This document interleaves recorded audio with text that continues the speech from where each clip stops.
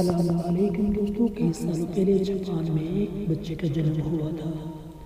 اس کا خاندان کافی غریب تھا، سب لوگ ایک چھوٹے سے گھر میں رہتے تھے۔ دوستوں، جب وہ 9 سال کا ہوا اس نے اپنی پڑھائی چھوڑ دی اور کچھ کمانے کے لیے ایک دکان میں نوکری کرنے لگا۔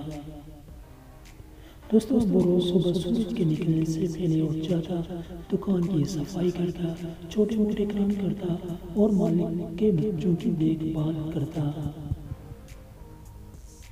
دوستوں، اس طرح کچھ سال بیت گئے، پھر اللہ نے اسے ایک نیا راستہ دکھایا۔ وہ ایک الیکٹرسٹی کمپنی میں کام کرنے لگا۔ دوستوں، اس کی دلچسپی لائٹ بلب ساکٹ میں ہونے لگی۔ وہ روز رات کو الیکٹرسٹی کی کتابیں پڑھنے لگا اور تجربے کرنے لگا۔ ایک دن اس نے خود ایک لائٹ ساکٹ بنایا اور وہ بہت خوش ہوا۔ دوستوں، اس نے جا کے اپنے باس کو اس کا نیا لائٹ ساکٹ بتایا، مگر اس کے باس کو وہ اچھا نہیں لگا۔ انہوں نے کہا ایسا پروڈکٹ مارکیٹ میں نہیں چلے گا۔ اس نے باس کے منع کرنے کے باوجود اسے اس پروڈکٹ پر بھروسہ تھا۔ اس نے خود کی کمپنی شروع کر کے وہی لائٹ ساکٹ بیچنے کا سوچا۔ دوستوں، اس نے اپنے دوستوں سے مشورہ کیا کہ میں ایک اپنی کمپنی کھولنے جا رہا ہوں جس میں لائٹ ساکٹ بنا کر بیچوں گا۔ اب اس کے دوستوں نے بھی اسے منع کر دیا اور کہا کہ تو اپنا پرماننٹ جاب چھوڑ کر خود کی کمپنی کیسے شروع کر سکتا ہے۔ دوستوں نے کہا نہ تیرے پاس پیسے ہیں، نہ تیرے پاس تجربہ ہے اور نہ ہی تو زیادہ پڑھا لکھا ہے۔ دوستوں، لیکن اسے خود پہ بھروسہ تھا۔ جب وہ 22 سال کا ہوا تو اس نے اپنی زندگی کا بہت بڑا فیصلہ لے لیا۔ دوستوں، اس نے اپنا جاب چھوڑ کے اپنی کمپنی شروع کر دی۔ وہ اور اس کی بیوی اپنے چھوٹے سے گھر میں لائٹ ساکٹ بنانے لگے۔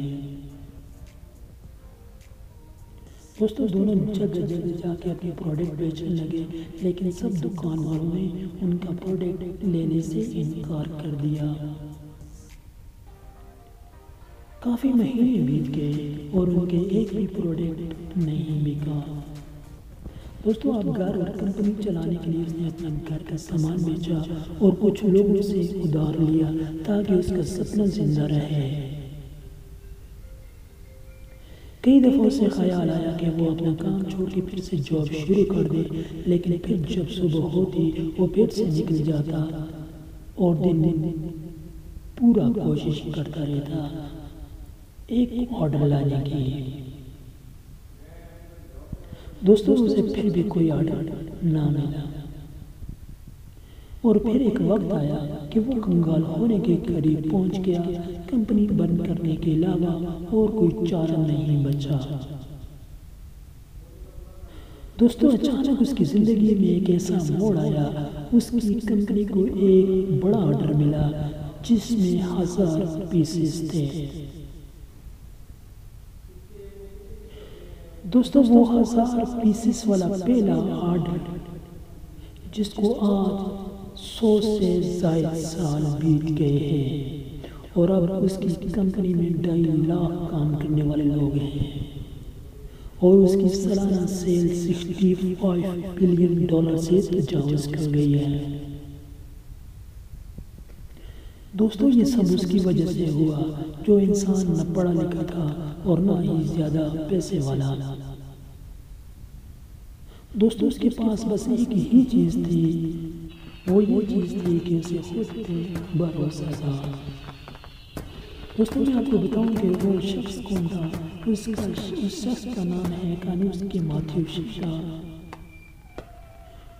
دوستوں، کانوسکی ماتیو شیٹا جو اپنے چھوٹے سے گھر میں جو کمپنی شروع کرتے ہیں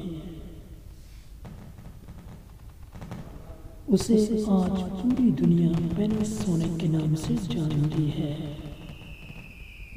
دوستوں، کامیابی اس بنا پر نہیں ہے کہ آپ کا کتنے پڑھے لکھے ہیں، کتنے پیسے ہیں آپ کے پاس، دوستوں کامیابی کی پہلی سیڑھی خود پہ بھروسہ کرنا ہوتا ہے۔